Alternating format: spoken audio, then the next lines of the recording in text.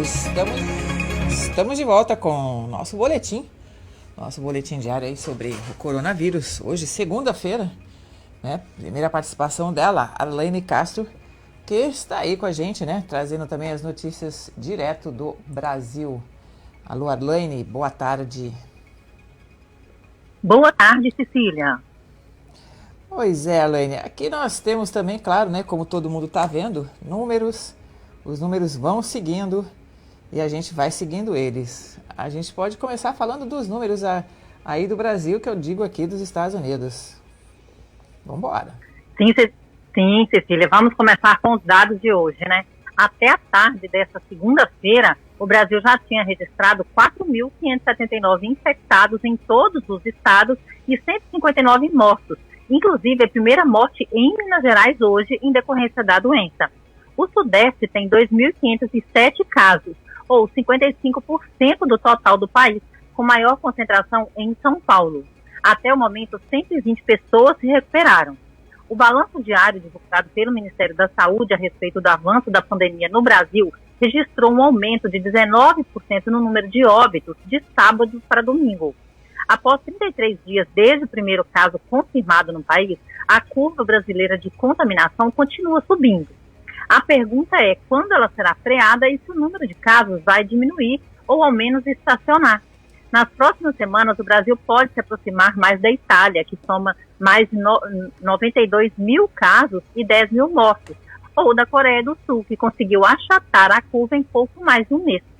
Os números de infectados são maiores que os reportados, porque até 80% dos infectados por coronavírus podem ter somente sintomas leves e podem não perceber que estão doentes, e, portanto, não procuram o sistema de saúde para fazer o exame.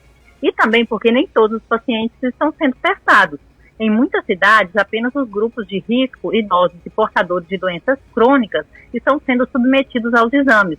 Isso não só aqui no Brasil, mas também em todos os países.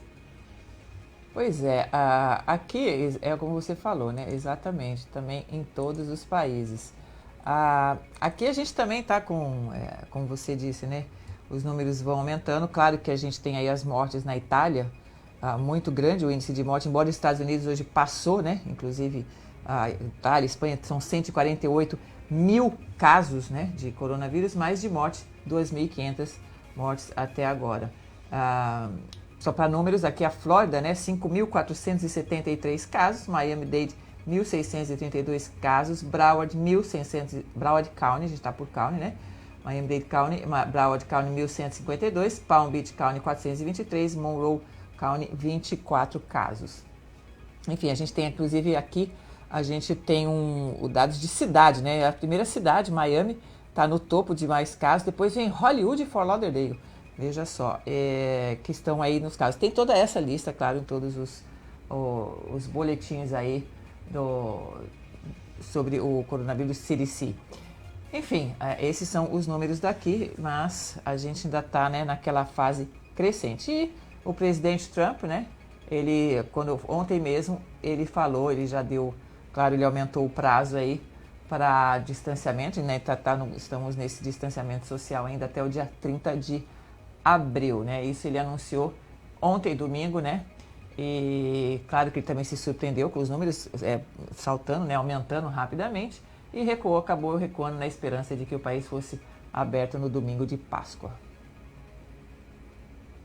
Pois é, Cecília, por aqui também as autoridades estão defendendo o isolamento social, a manter essa medida no caso, né? Várias autoridades se manifestaram nesta segunda-feira em defesa do isolamento social. O ministro da Saúde, Luiz Henrique Mandetta, acabou de pedir que a medida preventiva seja mantida. O presidente do Supremo Tribunal Federal, Dias Toffoli, afirmou que o isolamento social é importante nesse período para reduzir as contaminações. O próprio ministro está em isolamento em casa desde que teve contato com o presidente do Senado, Davi Alcolumbre, que está com a doença. E também, nessa segunda, o ministro Gilmar Mendes, do STF, ressaltou que prefeitos e governadores estão tomando decisões alinhadas às determinações do Ministério da Saúde de isolamento social. Líderes do Senado assinaram também, hoje, um manifesto em defesa do isolamento. A recomendação das autoridades de saúde, do governo e da sociedade civil é seguir com o isolamento social para retardar o alastramento do vírus. Essas respostas das autoridades foram dadas por causa do posicionamento do presidente da República, Jair Bolsonaro, que tem criticado o isolamento social e defendido o retorno de parte dos trabalhadores às atividades comerciais. Pois é, mas aqui, além disso, né, aqui nos Estados Unidos também, o epidemiologista da Casa Branca, né, disse que as mortes por coronavírus nos Estados Unidos podem chegar a 200 mil. Imagina, então, e mais milhões de pessoas, né, claro, infectadas, mas 200 mil mortes foi o que alertou aí o Anthony Fauci, o diretor do Instituto Nacional de Alergia e Doenças Infecciosas e principal especialista em doenças infecciosas da Casa Branca. Isso ele disse ontem. Ele faz parte da força-tarefa montada por Donald Trump para tentar conter a doença e disse em entrevista que entre esses 100 mil e 200 mil casos, né, vamos dizer, em seguida ele se corrigiu para dizer que se referia ao número de mortes. Claro, né, que ele falou em mortes, a gente estava falando de casos, porque isso a gente já tem aí bastante, já estamos em 148 mil. Enfim, inclusive essa reportagem completa está lá no site do Gazeta. Quer dizer, por aqui também, né, também todo mundo prestando muita atenção e os especialistas estão aí dizendo, numa curva, isso com isolamento social, com todo mundo fazendo tudo direitinho, né? Exatamente, Cecília. E por aqui também vou falar sobre os testes. O Brasil recebeu o primeiro lote de testes rápidos de diagnóstico da Covid-19 nesta segunda-feira. A expectativa é que 5 milhões de kits já sejam distribuídos até amanhã, terça-feira. Nesta semana, o Ministério da Saúde anunciou que pretende ampliar para 22.900.000 a oferta de exames para o coronavírus em todo o país. Grande parte será para testar profissionais de saúde que lidam diretamente com os pacientes. Vários já foram infectados com a doença e o teste é também para minimizar o perigo na lacuna que existe em um profissional estar com o vírus e ele saber que está, pois os sintomas podem demorar dias para aparecer. O exame também é essencial para a tomada de decisão na volta do profissional de saúde ao trabalho. Os testes começarão a ser feitos até o fim da próxima semana. Serão de dois tipos, os sorológicos, que detectam os anticorpos que combatem o vírus, e os moleculares, de alta precisão, que identificam o DNA do vírus. O ministro da Saúde disse ainda que os testes serão feitos gradativamente pelo Brasil e que o Ministério começará a colocar em prática também nessa semana a telemedicina. O negócio realmente está feio. E soube também que a gente não tem muitos números aqui. Cada vez, claro que quanto mais vai se testando, mais vai aparecendo os números, sem a menor dúvida. Aqui é a mesma coisa, eu acho que aí, inclusive, vão se descobrindo, né? E eu vi que em São Paulo, os hospitais de São Paulo têm mais de 100 funcionários infectados. Quer dizer, isso é o que a gente, né, sabe porque está dentro do hospital. E os funcionários, eles são testados, acho que a todo momento. Agora, imagina a população que não é testada, né? Enfim, e falando em médicos, né, a gente está falando disso também, falando também deles... aqui, no caso, aqui os Estados Unidos estão acelerando, estão estudando, né, como acelerar os vistos para médicos estrangeiros por causa do Covid-19. Eles pediram na semana passada que o governo de Donald Trump tomasse essas medidas para expandir a força de trabalho dos médicos para atender às crescentes demandas no sistema de saúde americano. E eu sei que isso também vale para o Brasil, né, que a gente sabe que vai precisar de mais médicos, enfim, está sendo movimentada aí toda uma logística, não só para lugares, né, que a gente sabe que está acontecendo, estão montando aí hospitais, lugares, né, adiantando a UTI para aumentar aí a possibilidade, claro, de atender mais gente, mas também tem a força médica que vai precisar também ter bastante gente disponível, né?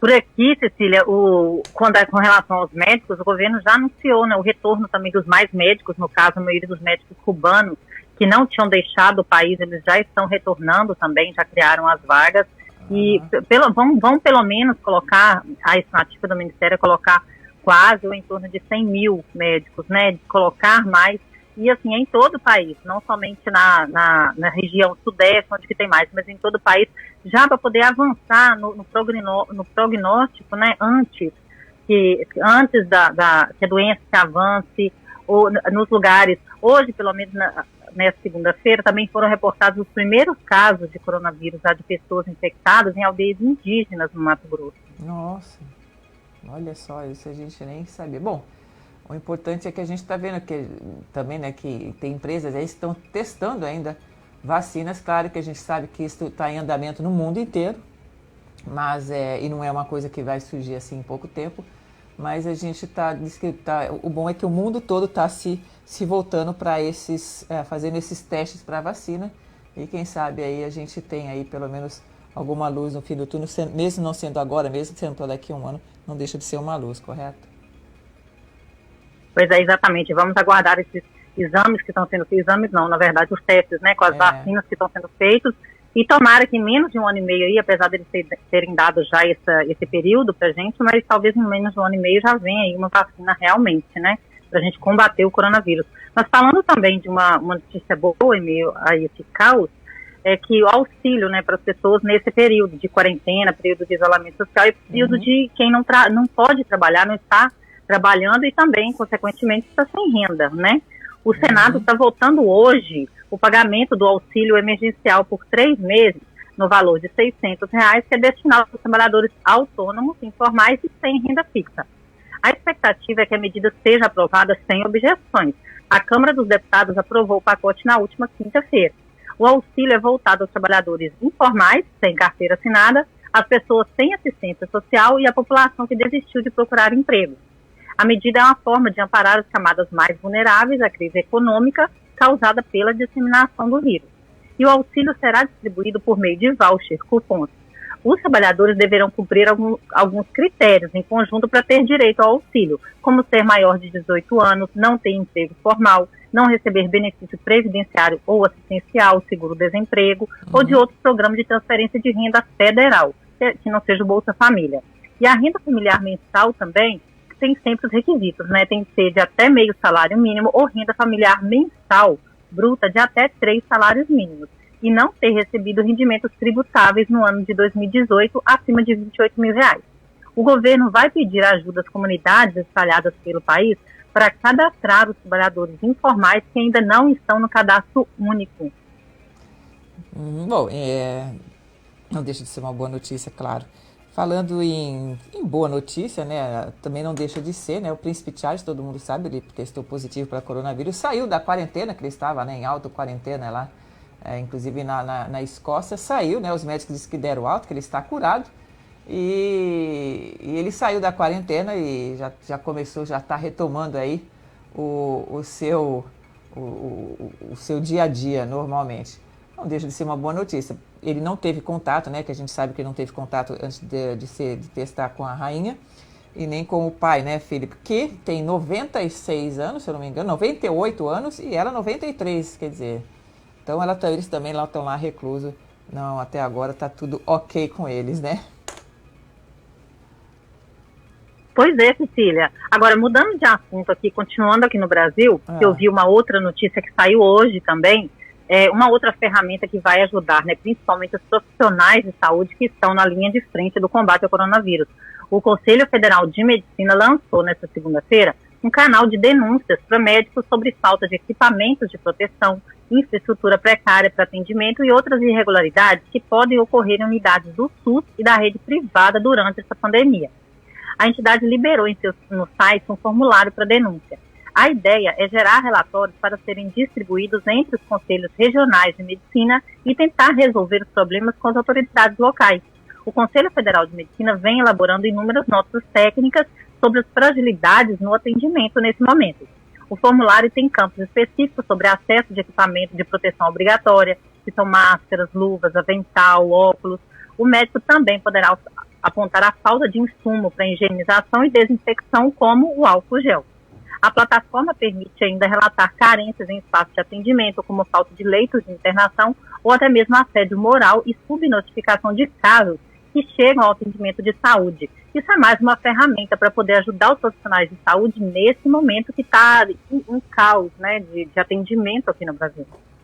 Imagino. Bom, antes de você me dar aí mais uma notícia, nós vamos aqui 30 segundinhos para os nossos comerciais. Vamos aproveitar nossos patrocinadores que estão aqui com a gente firme e forte, não nos abandonaram, né? Não deixaram de comparecer, embora a gente esteja passando por uma crise, muita gente, né, aí fechada sem poder trabalhar, mas estamos aqui porque sabemos que é só uma fase. Rapidinho. De tratamento dentário.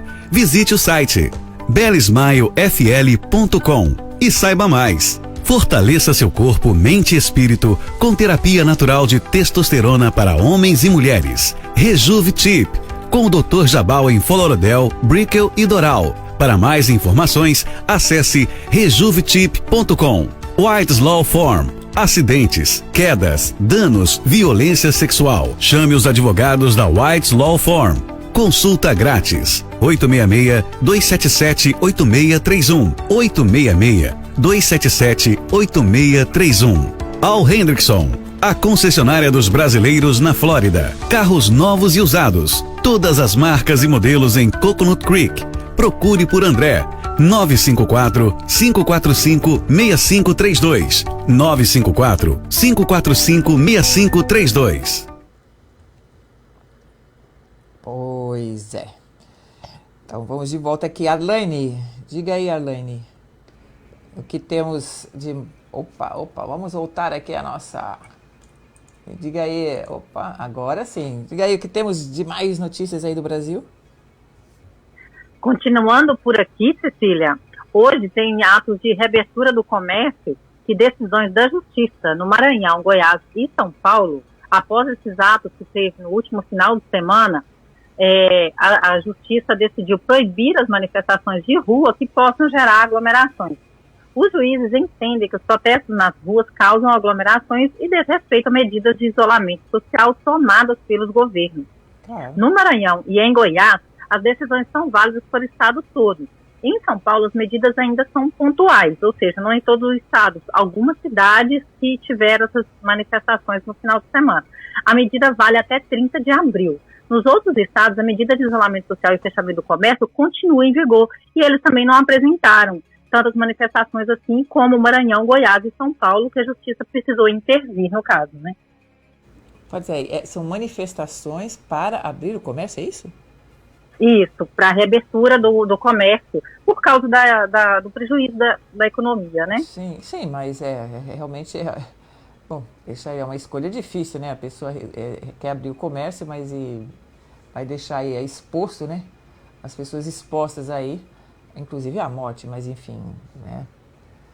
Aí, né, cada um tem o seu direito democrático, né? Você vai fazer o que você quiser, mais ou menos, né? Contanto que você não prejudique o outro. Não é? Isso, exatamente. A questão, Cecília, é que são as medidas, né? Já estavam em vigor as medidas nos estados. Sim. E também, justamente, o Ministério da Saúde já... Opa, Elaine. Tá voltando. Calma. Alô? Oi, Cecília. Agora sim, voltou. Diga. Pois é, então, alguns estados já tinham emitido, o Ministério já tinha emitido também as medidas. E considerando o período de pico também, que as autoridades de saúde já tinham falado no Brasil, que vai ser agora em abril e maio, então, assim, reativar o comércio, essa reabertura do comércio, é uma decisão polêmica, porém, ainda não é a melhor hora. Sem dúvida. E aqui, infelizmente, também é só para dar a notícia aqui, as mortes em Nova York aí já estão acima de 1.200 mortes só do coronavírus. Nova York realmente está uma das cidades, né, colapsando também aí o sistema de saúde, os hospitais, né, enfim. E a gente está vivenciando isso aqui também. Então, Nova York, Washington e Califórnia são aí os três que estão liderando aí essas... A parte mais pesada aí, estão liderando em números aí de mortes, inclusive, por estado aqui dos Estados Unidos, essa infeliz estatística. Alane, há uma última notícia para nós?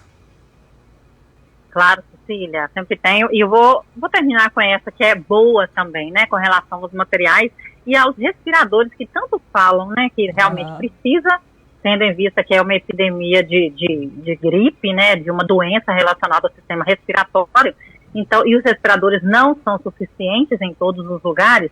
Alguns engenheiros voluntários estão desenvolvendo, e já desenvolveram em apenas 5 dias, um protótipo de respirador que substitui as mãos de enfermeiros no uso do respirador manual. O aparelho foi criado no Laboratório de Núcleo de Eletrônica no curso de Engenharia Elétrica da Universidade de Passo Fundo, no Paraná, no Rio Grande do Sul, e custa cerca de R$ 6.000, pelo menos 16 vezes menos do que o modelo convencional. Os respiradores manuais são de fácil aquisição, mas o protótipo desenvolvido é a automação da mão de um enfermeiro ou profissional da saúde. Assim, o enfermeiro não precisa ventilar a pessoa e substituir essa tarefa por outra em um momento de crise. O protótipo tem sido testado em laboratório com um calibrador que simula um pulmão. O Instituto Federal do Rio Grande do Sul e o Hospital São Vicente de Paulo, de Passo Fundo, também integram o projeto. O equipamento será encaminhado para o Hospital São Vicente de Paulo para ser avaliado do ponto de vista médico.